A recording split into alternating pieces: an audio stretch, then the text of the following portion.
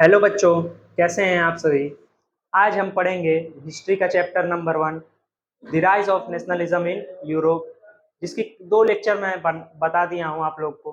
ठीक है। आज हम पढ़ेंगे कि फ्रेंच रिवॉल्यूशन तो हो गया। अब बात आती है, फ्रेंच रिवॉल्यूशन यूरोप में हो गया, ठीक है। अब बाकी सब देशों में कैसे होगा। यूरोप में तो कई देश है ना, सिर्फ और सिर्फ फ्रांस थोड़ी ना है। और भी बाकी सब जो देश हैं उन्हें हम कैसे आखिर इंस्पायर कैसे करें कि वो भी मोनार्की के खिलाफ आवाज उठाएं। तो देखिए, हमारे तो यूरोप में जो है फ्रेंच रिवॉल्यूशन में एक जेकोबिन क्लब्स बने थे और एक नेपोलियन बने थे। 9th में पढ़े होंगे आप। तो ये लोग क्या किए थे ना, ये लोग यूरोप के कंट्रीज को इंस्पायर किए थे। क्या किए थे? इंस्पायर किए थे। किस चीज के लिए इंस्पायर किए थे? मोनार्की के खिलाफ आवाज उठाने के लिए। जो मोनार्कियल गवर्नमेंट थी उनके खिलाफ क्या करने के लिए? आवाज उठाने के लिए। तो बात है हमारी 1970s की। कब की बात है? सॉरी, 1790s की बात है। तो नेपोलियन जो है हमारे गए थे हॉलैंड में, बेल्जियम में, स्विट्जरलैंड में, इटली में। तो ये नेपोलियन कहाँ कहाँ गए थे? इन देशों में गए थे और इन देशों को क्या किया था? इंस्पायर किया था, मोटिवेट किया था। किस चीज के लिए? मोनार्कियल गवर्नमेंट को हटाने के लिए। और कैसे किया था? आखिर ये नेपोलियन में ऐसी क्या बात थी कि लोग इनको क्या मानते थे? हीरो मानते थे। फ्रांस के लोग नेपोलियन को क्या मानते थे? हीरो मानते थे। और बाकी भी यूरोप के जो कंट्रीज थे उस नेपोलियन को क्या मानते थे? हीरो मानते थे। अब बात आती है कि इनको क्यों मानते थे। आखिर नेपोलियन में ऐसी क्या चीज है जो वो बहुत ही अच्छी चीज है और लोगों को बहुत ही पसंद आती थी। बाद में चलकर लोगों को नहीं पसंद आने लगी थी, लेकिन पहले तो अभी बात करते हैं। नेपोलियन क्या था? एक डेमोक्रेटिक गवर्नमेंट था? बिल्कुल नहीं था। वो डेमोक्रेटिक को फॉलो नहीं करते थे। वो एक डिक्टेटरशिप बोल सकते हैं। नेपोलियन को एक अच्छा डिक्टेटर बोल सकते हैं, यानी कि अच्छा, ठीक है, गुड डिक्टेटर। तो देखिए नेपोलियन ने क्या क्या किया था। सबसे पहली बात, नेपोलियन ने आखिर फ्रांस में ऐसा क्या किया कि लोग उसको हीरो मानने लगे। तो देखिए, सिविल कोड इंट्रोड्यूस किया था। क्या किया था? सिविल कोड इंट्रोड्यूस किया था। किसने किया था? नेपोलियन ने किया था। इसीलिए इसका नाम नेपोलियोनिक कोड भी होता है। इसको और क्या बोल सकते हैं? नेपोलियोनिक कोड। कब इंट्रोड्यूस हुआ था? 1804 में, 1804 में इंट्रोड्यूस हुआ था। अब इसके चलते ऐसी कौन कौन से फैक्टर्स थे कि लोग इनको क्या मानते थे? नेपोलियन को हीरो मानते थे। आइए देखते हैं। तो सबसे पहला फैक्टर है अबॉलिस्ट। अबॉलिस्ट मतलब देखिए, वर्ड, एक ही वर्ड हमेशा यूज हो सकता है। हिस्ट्री, मैथ में भी हम इसको यूज कर सकते हैं, हर जगह यूज कर सकते हैं। तो आप वर्ड को याद करिए, जितना आपका शब्दकोश ज्यादा अच्छा रहेगा उतना ही लिखने में आसानी होगी। तो देखिए, अबॉलिस्ट प्रिविलेजेस ऑन बर्थ। अबॉलिश मतलब क्या होता है? हटाना।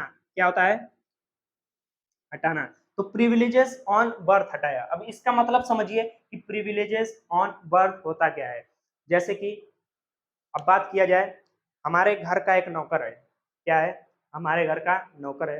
अब उसका जब लड़का होता है तो हम उसे भी नौकरी बनाए। ये जरूरी नहीं ना है, लेकिन फ्रांस में पहले ऐसा होता था। नौकर का बेटा नौकर ही रहेगा, राजा का बेटा राजा ही रहेगा, जानते होंगे आप लोग। तो उसको क्या किया? हटाया। प्रिविलेजेस ऑन बर्थ हटाया। अब नौकर का बेटा इंजीनियर भी बन सकता है। ठीक है, चलिए आइए और देखिए। Established equality before law. Equality before law का मतलब समझिए, हमेशा काम आएगा आपके। इक्वालिटी बिफोर लॉ यानी कि जो सबसे ऊपर होगा, ठीक है, जो सबसे महत्वपूर्ण क्या होगा? कानून होगा। क्या होगा? कानून। ना ही मोनार्की, ना ही नेपोलियन, ना ही डिक्टेटर, सबसे ऊंचा क्या होगा? हमारा कानून होगा। कानून सबके लिए इक्वल रहेगा। First state, second state, third state. ठीक है ना? थर्ड स्टेट को पहले ये नहीं था। And secured right to property. Right to property का मतलब समझिए, पहले क्या होता था ना कि फर्स्ट और सेकेंड स्टेट के पास तो बहुत सारी प्रॉपर्टियां होती थी, लेकिन थर्ड स्टेट के पास नहीं होती थी। तो थर्ड स्टेट के पास जो भी छोटी मोटी प्रॉपर्टी होती थी उन्हें भी क्या कर लिया जाता था? हड़प लिया जाता था। ठीक है, और बिना, और थर्ड स्टेट की सुनवाई कोई सुनता नहीं था। तो उसको क्या किया?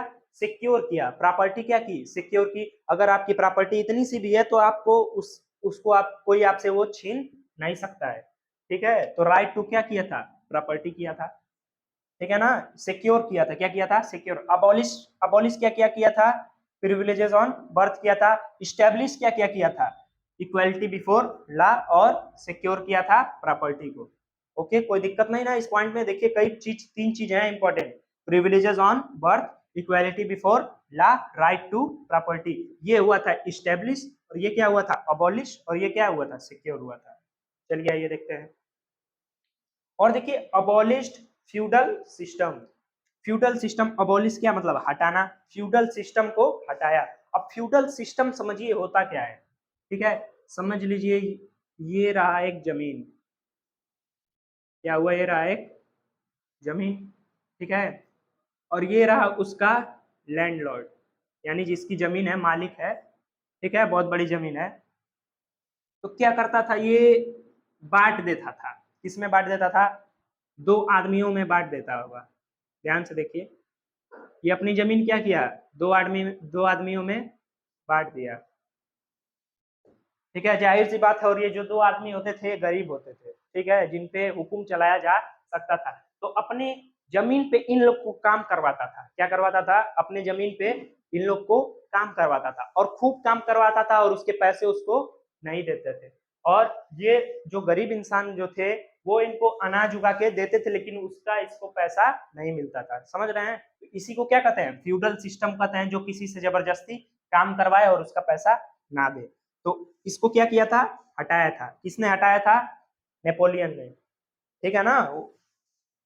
तो इसको हटाया था, और क्या दिया था, freed peasants from serfdom and manorial dues.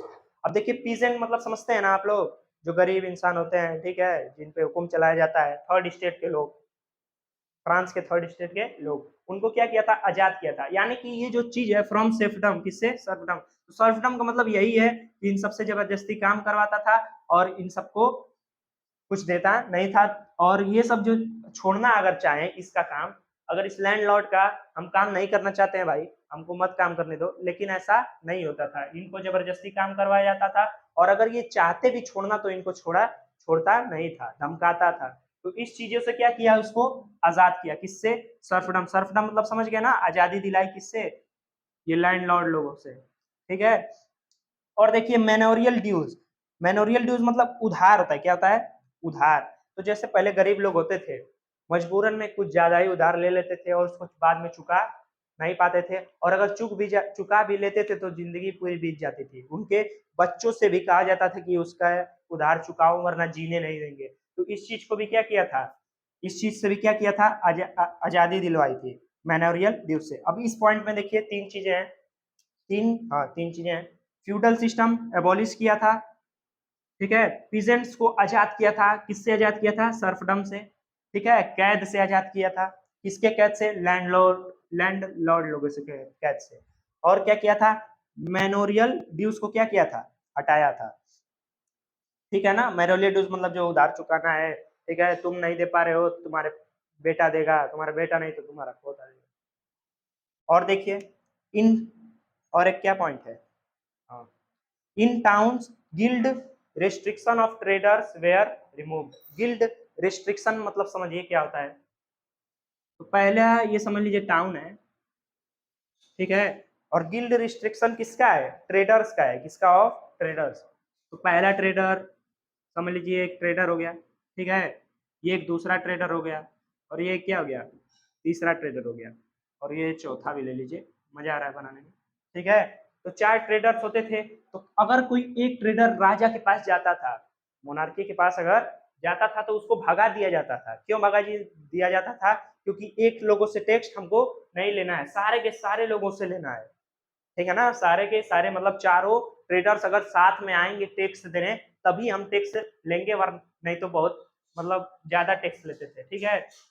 तो इसको क्या किया था, हटाया था, यानी कि टैक्स ऑफ ट्रेडर्स लोगों का नहीं होगा, ठीक है, गिल्ड सिस्टम नहीं होगा। आप जाइए, आप टैक्स देना है तो एक एक करके दे सकते हैं, और थोड़ा कम देंगे टैक्स। पहले क्या होता था, बहुत ज्यादा, जैसे कि 1000 रुपया हो जाता था, ठीक है, अब क्या होगा, 100 रुपये देना पड़ेगा। तो इसको हटाया था, ठीक है, in towns guild restriction of traders were remove, remove मतलब क्या होता है, हटाना होता है।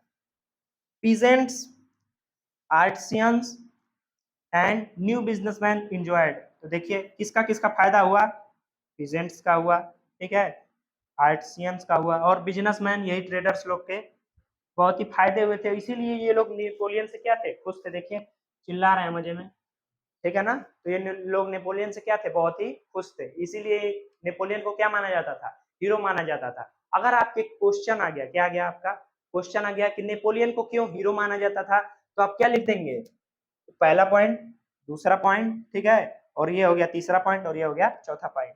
इन सभी चीजों में क्या किया था, साथ दिया था, ठीक है, यही चीजें लाया था नेपोलियन, इसीलिए उसके लोग बहुत ही खुश थे। और यही चीज क्या करते थे, यूरोप के लोगों को इंस्पायर करती थी। चलिए ठीक है, तो अब हम मिलेंगे अगले वीडियो में, ठीक है। तो आप लोग इसको बढ़िया से एक बार नोट्स बना लिया करिए, हम बहुत अच्छे से लिखवाते हैं, ठीक है। ये लिखे लेंगे तो एकदम इजी आंसर बन जाएगा आपका।